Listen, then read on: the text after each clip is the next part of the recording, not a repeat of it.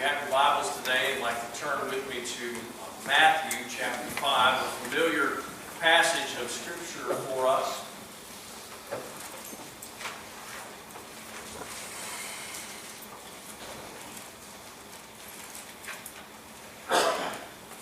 Beginning a series entitled The Christian Manifesto. It has a great sound to it. Christian Manifesto, given to us by none other than Jesus, and it comes to us from the Beatitudes. This first Beatitude, Matthew 5, verse 3, says very simply, "Blessed are the poor in spirit, for theirs is the kingdom of heaven."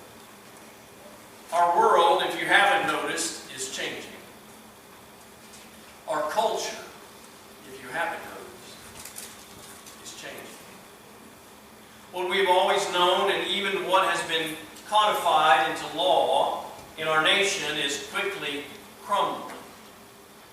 The foundations were cracked a generation ago, and now the whole building is being shaken.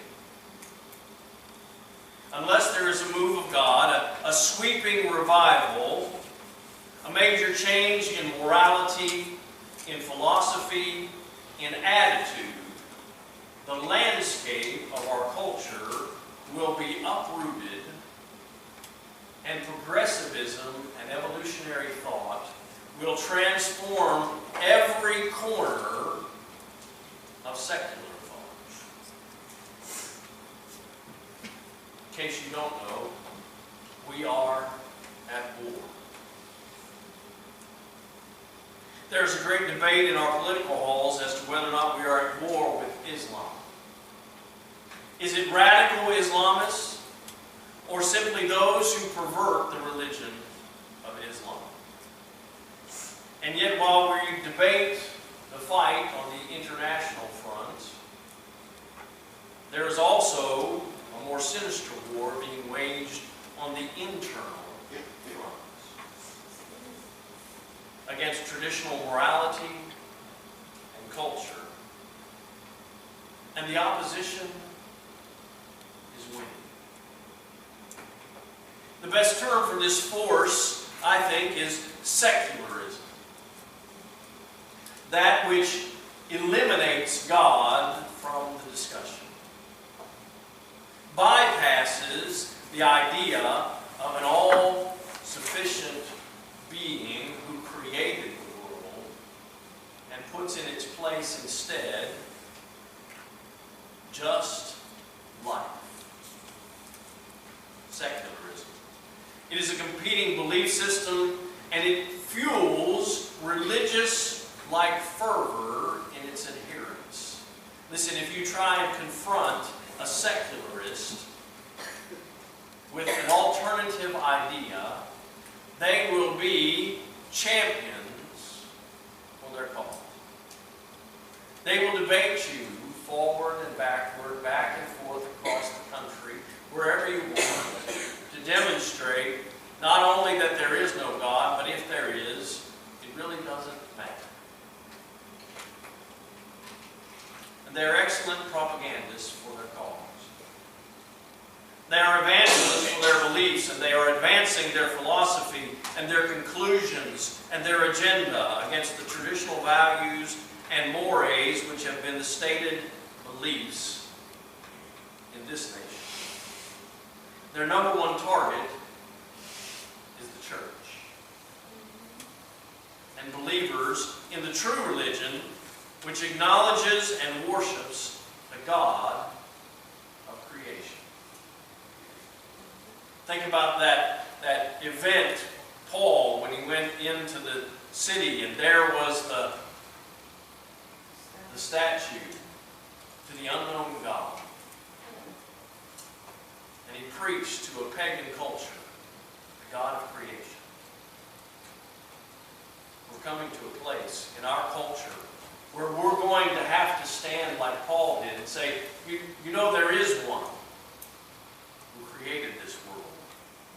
And some will have heard it for the very first time from our lips. Secularists are not at war with cults. Listen, if you want to believe something that's false, they're okay with that. They're not at war with false religions. They're not at war with those who claim anything else. They're at war with us, who claim the name of Jesus. Many of them deny the power of God and the righteousness which comes from true faith in Him. Nevertheless, we must remember and recall that we do not battle against flesh and blood, but against principalities and powers in the heavenly realms. Our battle is spiritual, and the war is spiritual. The battle for the hearts and minds of our friends and our family members and our neighbors is a spiritual battle. And far too many Christians are walking into battle against tanks with just stone. Now, that's not necessarily bad.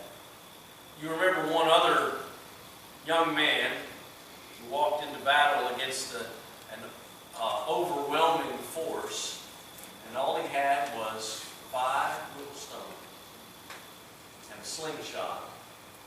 Oh, and the power of God on his side. He fully understood that God was fighting with him and for him.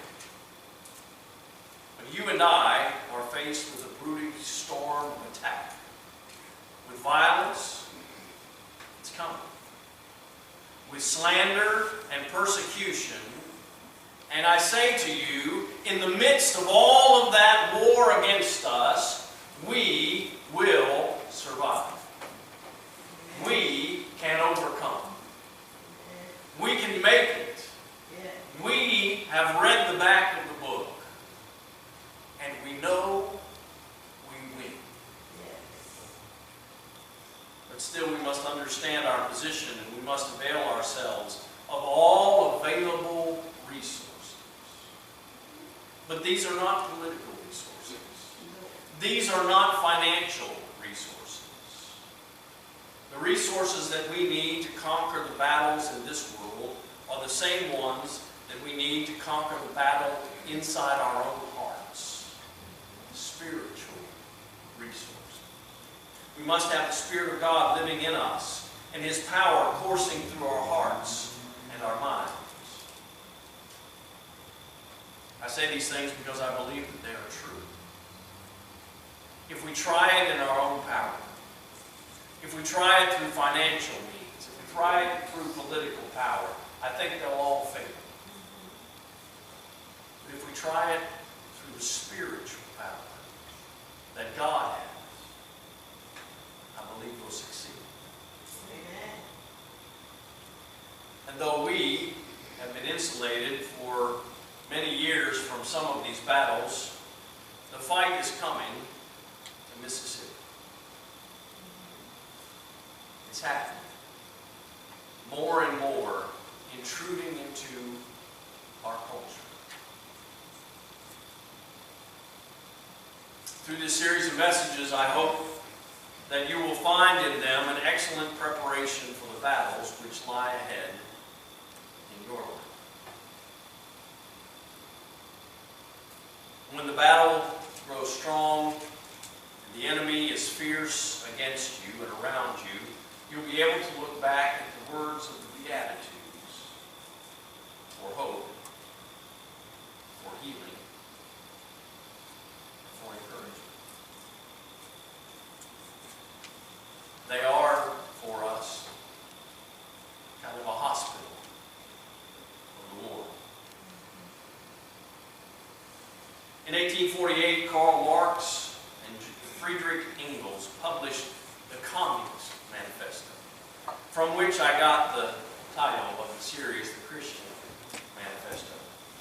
This paper, commissioned by the League of the Just, to detail the class warfare struggle that they believed had marked all of social history. And though it does not specifically encourage the workers, the proletariat, to rise up against the capitalists, the bourgeoisie, it predicts that revolution will come and level the playing ground. The Communist Manifesto, according to Wikipedia, has been called one of the most influential political manuscripts in all of history. And in stark contrast to this overthrowing and upheaval, there is another manuscript. It has influenced generation after generation to a different course in this life. And it praises those who are meek and humble and outcast and hungry and persecuted. It does not promise them revolution or temporal power. It doesn't even promise them great financial gain.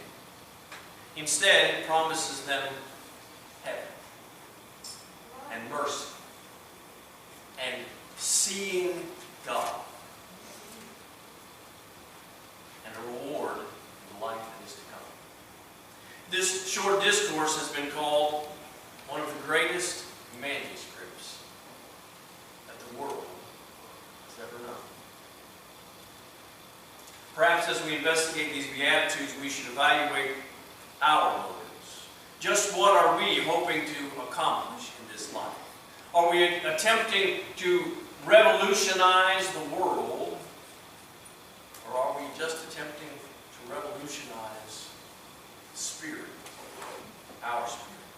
Are we hoping to win the culture war, or win the war that's raging within us? Do we desire earthly wealth or treasure that can never be destroyed? Blessed are the poor in spirit, for theirs is the kingdom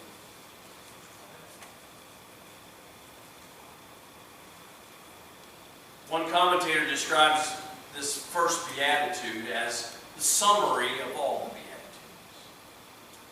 It is the summary phrase of all the blessings that come for those who follow. And yet it is wonderful and telling in and of itself. The first instruction, blessed. Strong's lexicon says of the Greek word that is translated blessed that it could also mean happy. Seems to me that there's a great difference, though, between being blessed and being happy. So you can be happy without being blessed, and you can be blessed and still not be happy about it. Blessing, I think, is a gift which comes from the outside. If I am blessed, it's not anything that I have done, but it's someone else who has given me that blessing. And if I'm happy, it can only come from inside. No one else can give you happiness. You must take up happiness, whatever your circumstance, wherever you are. Happy has its starting point on the inside of the person. We must choose happiness. Even when the world is against us, we must choose to be happy. We can be happy in terrible circumstances. We may not be happy about our circumstances, but we can be happy in spite of our circumstances. And many of the Beatitudes reinforce this idea for us. Happiness is a state of mind. It is a choice that we must make each day and each moment of each day. And if we recognize it, because we are blessed, we can be happy. Truly happy, no matter what our fear might be. Blessed are the poor. Luke translates it. Luke puts it that way. Blessed are the poor. Matthew adds the poor in spirit. I want to tell you that this word poor means humble, unassuming, filled with gratitude and devoid of pride. doesn't mean humble. It means poor. You know those people who have said we were so poor that we didn't have an extra O in the middle. They didn't have enough money to buy all the letters they needed. In truth, this word means begging, destitute of wealth, devoid of what the world calls wealth.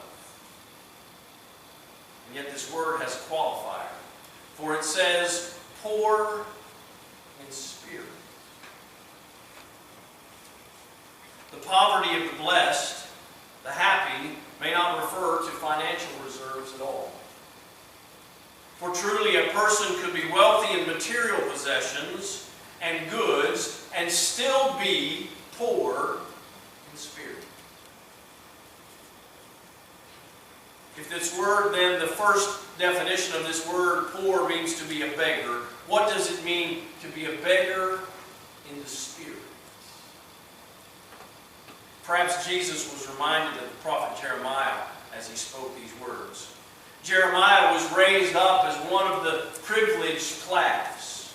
He was educated as a scribe. He knew how to write and take notes, and he attended to the wealthy and the privileged of his day. He had access to people of position and power. And yet he chose to be faithful to God and to the messages that he had been given.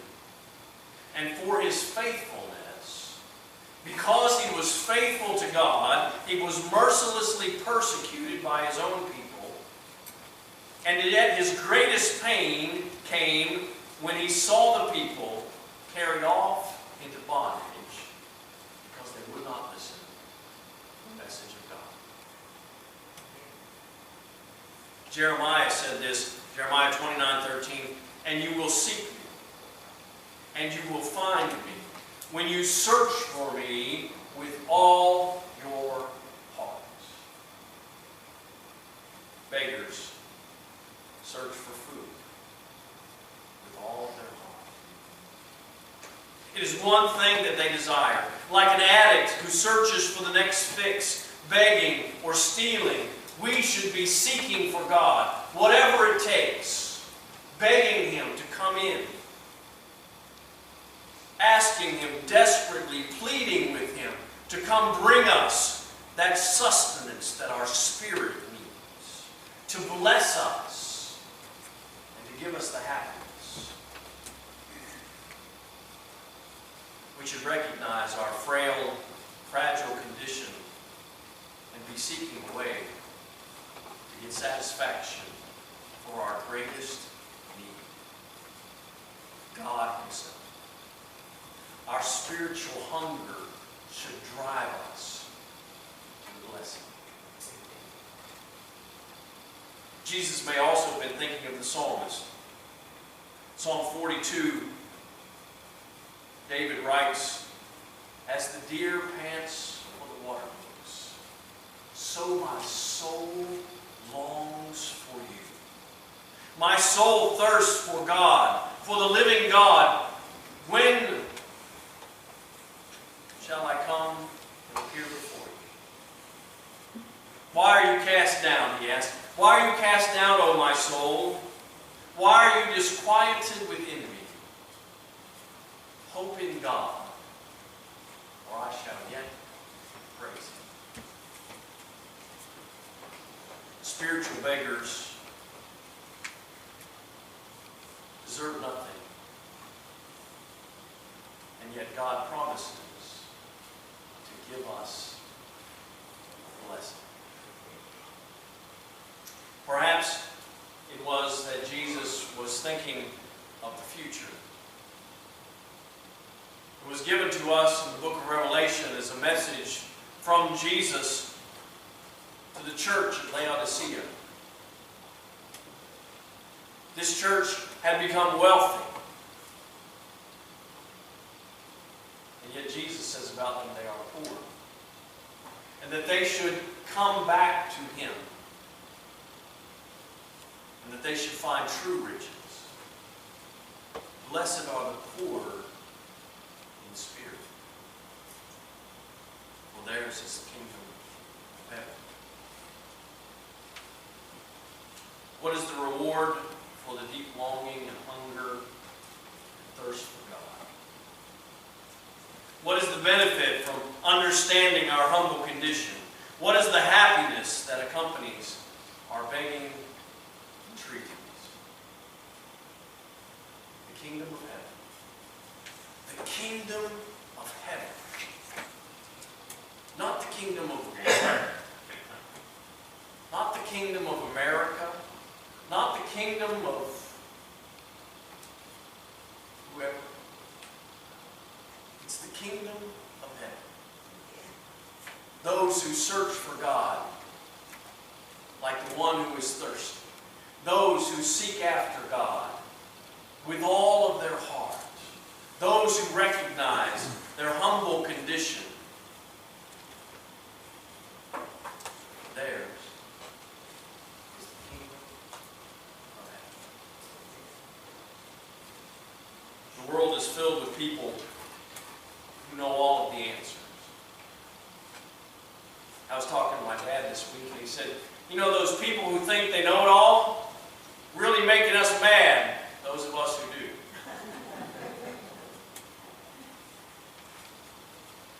There are people who think they know all the time.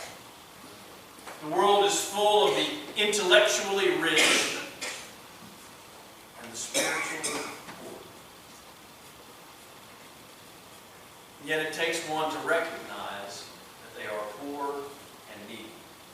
That they are incapable of any goodness on their own, and only then are they preparing to enter into the kingdom. I invite you today to lay down your human wisdom, whatever that might be. To have no faith in your material possessions and wealth, however much or little you might have. Do not put your trust in the philosophies which are destined to burn up with this world. Seek after God instead, with all your heart. Search for Him as food and water for your soul. And then you will have attained the state of being which is able to transform you into something greater. Something which will endure beyond the grave. You will inherit the kingdom of heaven. Won't you come today, admit the poverty of your humanity, and receive the true riches